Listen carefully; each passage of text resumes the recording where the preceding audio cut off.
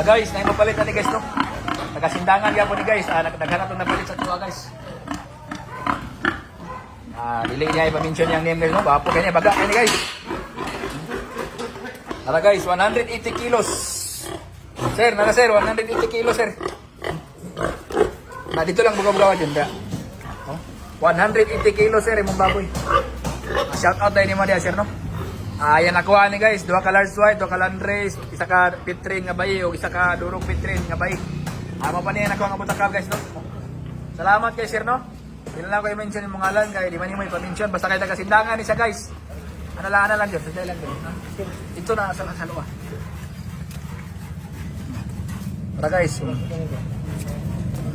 Ano yung purma guys. Kasi 7 na niya nang nakuha guys. Sa tuwa. 180 kilos kol. Baga kayo guys. Dangawa kung dugan dyan. Yun, dangawan dugan ba? Dangawan dugan ba? Dugan. Naradugan. Mana yan dugan guys. Dua kadangaw guys. Ang kasunod guys, si GP ni. Maraw si GP. Sikat na kayo ni siya guys.